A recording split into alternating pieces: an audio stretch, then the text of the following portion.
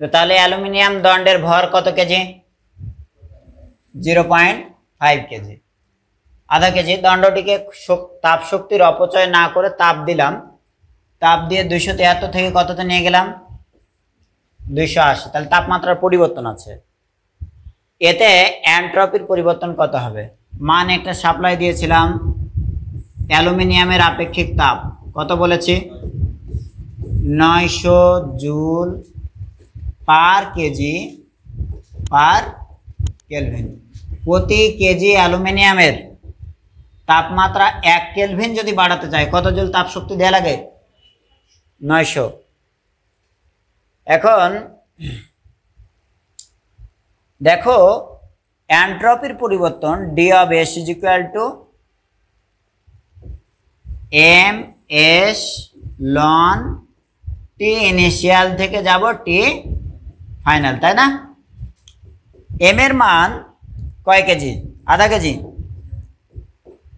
আর এটার মান 900। লন টি ইনিশিয়ালের মান কত? লন রাখবা কিন্তু হারাই ফেলো না। টি ইনিশিয়াল হলো 273 আর এটা 280। টোটালে হিসাব করলে কত হলো? করছো ক্যালকুলেটর ইউজ করে? 11.4 জুল পার কেলভিন। বুঝেছ? এটাও যদি বুঝে থাকো তাহলে আর একটা ছোট্ট অংশে যায় দেখি। আচ্ছা এখানে দেখো, এখানে আমরা দেখতে পাচ্ছি একটা গাণিতিক প্রবলেম। 100 ডিগ্রি সেলসিয়াস তাপমাত্রার 5 কেজি পানিকে, তাহলে প্রাথমিক তাপমাত্রাটা কত? তাহলে এটা 100 ডিগ্রি, কয় কেজি পানি? তাহলে এম এর মান স্পেশালি 5, তাই তো? 100 ডিগ্রি তাপমাত্রা বাষ্পে পরিণত করলাম, তাহলে টেম্পারেচার যত ছিল ততই থাকলো। তাহলে এখানে গৃহীত তাপ হবে সুপ্ত তাপ, তাই তো? পরিণত করতে এন্ট্রপির পরিবর্তন নির্ণয় করো। আর কিছু লাগবে? সুপ্ত তাপ অবস্থায় ভর আছে আর সুপ্ত তাপ অবস্থায় তাহলে আমার কি লাগবে? কত তাপ শক্তি প্রতি কেজিতে শোষণ করে, তাই না? সেটা দিয়েছে। পানির বাষ্পীভবন আপেক্ষিক সুপ্ত তাপ 2.26 × 10⁶। তাহলে এইখানে এন্ট্রপির পরিবর্তন ডিএস ইজ ইকুয়াল টু, আমরা জানি সুপ্ত তাপ অবস্থায় তাপমাত্রার পরিবর্তন হয় না। তাপমাত্রা পরিবর্তন না হলে একটাই টেম্পারেচার। এখন মোট তাপ কত শোষণ করলো? কত তাপ শোষণ করলো? M l v divided by t. M এর মান দিয়ে দিয়েছে তোমারে 5 কেজি পানি, আর প্রতি কেজি কত শোষণ করে তাপ? 2.26 × 10⁶। তাহলে দেখো 1 কেজি এটা শোষণ করে, তাহলে 5 কেজি নিশ্চয় তার 5 গুণ শোষণ করেছে, তাহলে 5 দিয়ে গুণ হয়ে যাচ্ছে। হ্যাঁ, টেম্পারেচার কত থেকে কততে থাকবে? 100 থেকে 100, দ্যাট মিনস 373 না 273? 373। তাহলে এইখানে এবার টোটালটা ভাগ দাও, কত? 30,294.9 জুল পার কেলভিন। তাহলে বই অ্যান্সার যেটা দিয়েছে সেটাই আছে এখানে, তাই তো? বুঝলা? তারপরে দেখি আর কোনো গাণিতিক প্রবলেম আছে কিনা।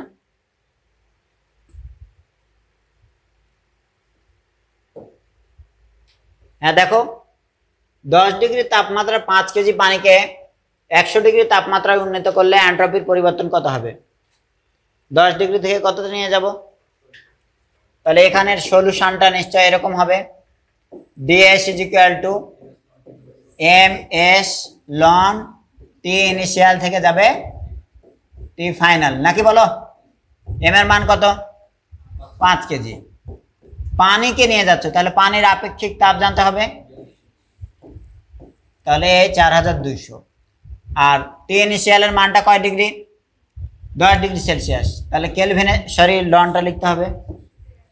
তাহলে যদি 10 ডিগ্রিকে আমরা কেলভিনে লিখি 283, 100তে নিয়ে গেছে, তাহলে এটা 373। ব্যাস হয়ে গেল। কত হবে?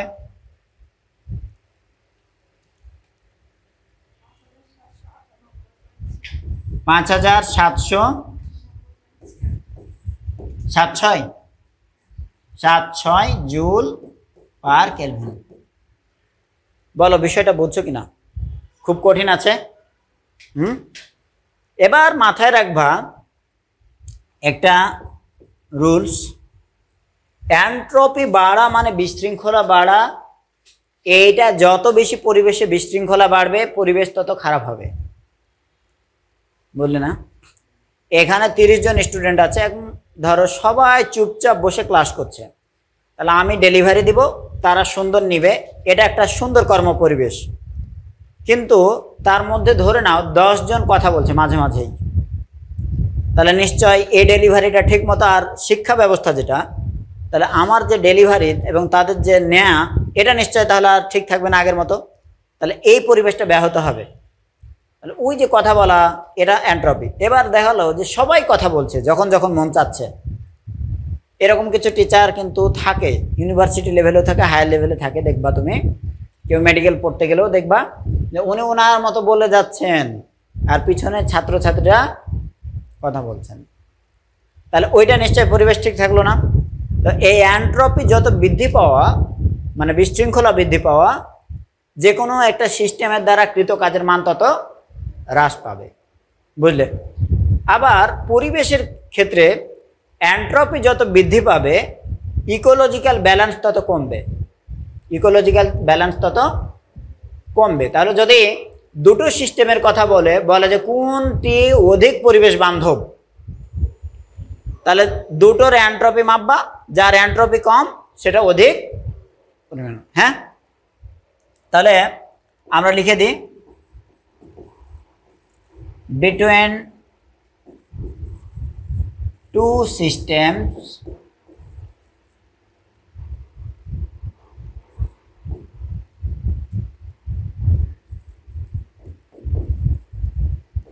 entropy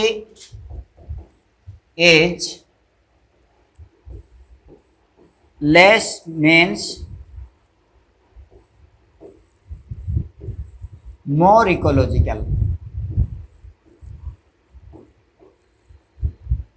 তাহলে দুটি সিস্টেমের মধ্যে যার এন্ট্রপি কম সেটা অধিক পরিবেশ বান্ধব। হ্যাঁ, আসো কোথায় এসছে? বুয়েটে। বুয়েট কত সালে? বুয়েট না অন্য কেউ যে কোনো সময় গাণিতিক প্রবলেমটা ওখানে দেখলে যেন সে সহজে সলভটা বুঝতে পারে। 216 17 সেশনে, তাই না? 216 না 2016। আচ্ছা সমস্যা নাই, তুমি যেটা বলছো ওটাও ঠিক আছে। হ্যাঁ, 216 সাল ছিল না এক সময়? ছিল কি না? 1800 বছর আগে। হ্যাঁ, কাম টু দ্য পয়েন্ট। সাল ভুল করো, অন্য কিছু ভুল করো, শুধু গাণিতিক বিষয়গুলো শিখবা। এসএসসিতে তোমাদের ক্যালোরিমিটারের মূলনীতি শেখানোর একটা অধ্যায় ছিল বস্তুর উপর তাপের প্রভাব। বস্তুর উপর তাপের প্রভাব, কারো ওপর এই অধ্যায়ের প্রভাব পড়েছে, কারো ওপর এই অধ্যায়ের প্রভাব পড়েনি। তোমার উপর পড়েছে কিছুটা, শর্ট সিলেবাসের কারণে হয়তো বাদ পড়তে পারে। যা হোক, এইখানে যদি কেউ ওইটা নাও পড়ে থাকো তাও সে যেন বুঝতে পারো সেভাবে বলবো। আর আমার লেকচার এই অধ্যায়ের যেগুলো সিরিয়ালি যদি কেউ দেখে তাহলে ওটা এমনি বুঝে যাবে, কারণ ওইটা এই লেকচারে আমি ইনক্লুড করেছি। এখন কেউ বলতে পারে যে এই অধ্যায় তো নাই, কিন্তু কেন ইনক্লুড করলো স্যার? এই যে এই জায়গাতে এই গাণিতিক প্রবলেমগুলো করতে গেলে বারবার আসবে ওইটা, তাহলে কারো কনসেপ্ট ক্লিয়ার থাকা উচিত। আমরা আবারও করব। শোনো, এখানে ঘটনা হচ্ছে যে একটা পেরেকটা কিসের? লোহার উপাদানের আপেক্ষিক তাপ আছে, তারে কিন্তু এই বার্নারের শিখায় তুমি উত্তপ্ত করেছো। এখন উত্তপ্ত হওয়ার আগে তার টেম্পারেচার কত ছিল সেটা বলেছে?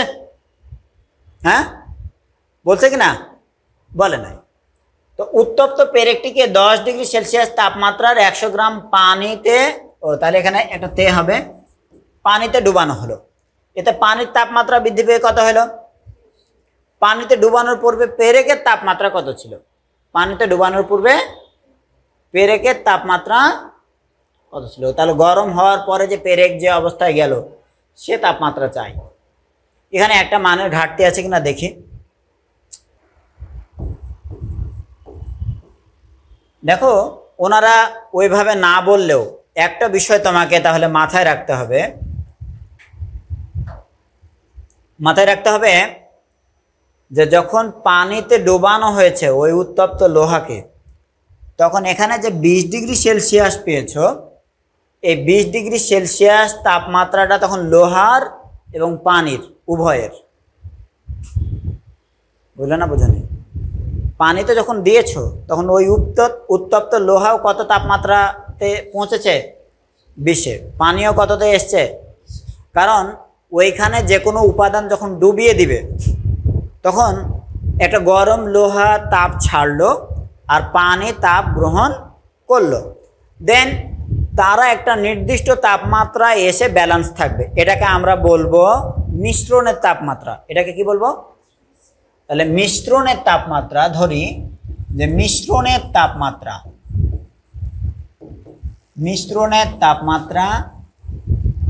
ধরে নিলাম থিটা। ওকে, মিশ্রণের তাপমাত্রা কত ধরলাম? থিটা। তাহলে এই থিটা টেম্পারেচারে আসার জন্য উত্তপ্ত লোহা কিন্তু তাপ ছেড়েছে, আর এই থিটা টেম্পারেচার কিন্তু পানির যে তাপমাত্রা ছিল তার তুলনায় আবার বেশি। বুঝো? এইখানে তাহলে যদি আমরা একটা 100 গ্রামের পানির গল্প বলি, তাহলে এই ওয়াটার ছিল কতটুকু ভরের যেন 100 গ্রাম। তাহলে 100 গ্রাম যদি হয় তাহলে পরে সেটা কিলোগ্রামে হবে 0.1 কিলোগ্রাম ওয়াটার। এবার ভালো করে খেয়াল করবা যে 0.1 কিলোগ্রাম ওয়াটার, তার টেম্পারেচারটা ছিল 10 ডিগ্রি সেলসিয়াস। 10 ডিগ্রি সেলসিয়াস মানে 283 কেলভিন। এবার গরম একটা লোহা যখন ডুবানো হয়েছে, তাহলে এই আয়রনের দণ্ডটা যখন ডুবানো হলো, উত্তপ্ত আয়রন দণ্ড, ঠিক আছে, আয়রন দণ্ড যখন এখানে ডুবানো হলো তখন এই পানির টেম্পারেচার কিন্তু বেড়ে গিয়ে কত হলো? 20 ডিগ্রি সেলসিয়াস মানে 293 কেলভিন। মাথায় রাখবা যে লোহার টেম্পারেচার প্রাথমিকভাবে কত ছিল আমি জানি না, কিন্তু সেই প্রাথমিকভাবে যে টেম্পারেচারটা ছিল তার নাম দিলাম T1 কেলভিন। কতটুকু দিলাম? আয়রনের দণ্ডটা T1 কেলভিন। আর এখন ওই আয়রনের দণ্ড যখন ডুবে কিছুক্ষণ থাকলো পানিতে, তখন তার যে টেম্পারেচার সেটা হলো T কেলভিন। সেটা কত? এই T কেলভিনটা অ্যাকচুয়ালি কত? লোহার এই দণ্ডের টেম্পারেচারটা হবে পানির যে টেম্পারেচার উল্লেখ করেছে গরম লোহা ডুবানোর পরে সেটা, কারণ সব মিলিয়ে মিশ্রণ এখন ওই তাপমাত্রায় এসে দাঁড়িয়ে থাকবে। তাহলে এই টি এর ভ্যালুটা কত ধরলাম? 293 কেলভিন। তাহলে এই পানি যদি 293-তে থাকে, লোহা ডুবানোর পরে ওই গরম লোহার তাপমাত্রা এখন কত হবে? এটা হবে 293। বুঝতে পেরেছ? তাহলে সব মিলিয়ে মিশ্রণের টেম্পারেচারটা উল্লেখ করেছে কত? 293 কেলভিন। বুঝেছ? এখন এই তাপমাত্রা এসে আছে, তাহলে আগে কততে ছিল সেটা চাই। তো এখন মাথায় রাখবা যে একটা উপাদান তাপ ছেড়েছে আর আরেকটা উপাদান তাপ গ্রহণ করেছে। ওকে, একটা তাপ ছেড়েছে আর আরেকটা তাপ গ্রহণ করেছে। তাহলে লোহা তাপ ছেড়েছে আর পানি গ্রহণ করেছে, তো লোহার মোট যে তাপটা বর্জন করেছে সেটাকে যদি আমরা QI দ্বারা লিখি, আয়রন যে তাপ বর্জন করলো, আর পানি যেটা গ্রহণ করলো সেটা লিখলাম QW। একটা QI আর একটা QW। এবার লোহার তাপ যেটা বর্জন করেছে সেই পরিমাণটাকে আমরা এইভাবে একটু নির্ণয় করে নিতে পারি। খেয়াল করো, লোহার ক্ষেত্রে বর্জিত তাপের পরিমাণ, তাহলে লোহার ভর, লোহার উপাদানের আপেক্ষিক তাপ ইন্টু তার তাপমাত্রার পরিবর্তন। তার আগের তাপমাত্রাটাকে আমি ধরলাম T1, আর সে এখন এসে দাঁড়িয়ে রয়েছে কততে? 293। তাহলে তার তাপমাত্রার পরিবর্তন এতটুকু। তার তাপমাত্রার পরিবর্তন নির্ণয়ের সময় এই T1 কে আগে দিবা, কারণ ও উত্তপ্ত ছিল, অতএব এটা বেশি ছিল, মিশ্রণেরটাই কম। ওকে। আর এই সময়ে পানি যে তাপটা শোষণ করেছে সেটা হলো পানির ভর অর্থাৎ mw, পানির উপাদানের আপেক্ষিক তাপ SW, আর পানির তাপমাত্রার পরিবর্তন, নাকি বলো? পানির তাপমাত্রার পরিবর্তন, পানির তাপমাত্রা ছিল 283, কততে গিয়েছে 293, তাহলে পানির 293-কে আগে দিবা আর এই 283-কে পরে দিবা। বললে না বোঝনি? সবসময়ের জন্য যে তাপ গ্রহণ করবে তার এই মিশ্রণের তাপমাত্রাটা হয় আগের তাপমাত্রার চেয়ে বড়, আর যে তাপটা দেয় তার মিশ্রণের তাপমাত্রার চেয়ে তাপমাত্রাটা থাকে বেশি। আরে সে তাপ দিয়ে তো একটা ছোট তাপমাত্রায় আসলো, আর এ তাপ নিয়ে একটা বড় তাপমাত্রায় গেল। বুঝতে পেরেছ? তাহলে যেটা মানে হটার সে তাপ দেয়, দিয়ে তাপমাত্রাটা নিচে নামে, আর যেটা কোল্ডার সেটা হচ্ছে তাপ গ্রহণ করে, দেন তাপমাত্রাটা উপরে উঠে। হ্যাঁ, তাহলে তারপরে কত হবে? এদিক থেকে এই লোহার ভরের চেয়ে এই পানির ভর কয় গুণ বেশি? লোহার ভর 10 গ্রাম, পানিরটা কত? তাহলে ভাগ করলে সব মিলিয়ে এদিকে এক্সট্রা 10 থাকবে, 10 গুণ বেশি, নাকি বলো? তাহলে এদিকটা ভাগ দিয়ে দিলাম। আর লোহার উপাদানের আপেক্ষিক তাপটা কত বের করেছি? কত বলো? তাহলে 462, এই 0.11 কিলো ক্যালোরিকে আমরা হচ্ছে 4200 দিয়ে গুণ দিয়ে দিব, তাই তো? তাহলে এটা হলো 462, আর T1 থেকে 293 আমরা বাদ দিতে পাচ্ছি না, রেখে দিলাম। আর এইদিকে একটা এক্সট্রা 10 গুণ বেশি, পানির উপাদানের আপেক্ষিক তাপ 4200, আর তাপমাত্রার ডিফারেন্স আলাদা কত? সরি, আলাদা করে আরো 10।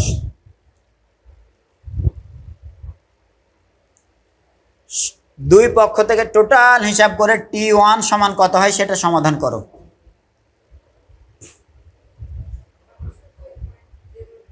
কত? 1202.09 কেলভিন। তোমার বইতে অ্যান্সার কত দেয়া আছে? অ্যান্সার ঠিক আছে। তাহলে বইয়ের ওই পদ্ধতিতে এবার কি এখানে বুঝেছো কিনা? ওনাদের মতো না করলে হবে, তুমি এই পদ্ধতিতে করবা।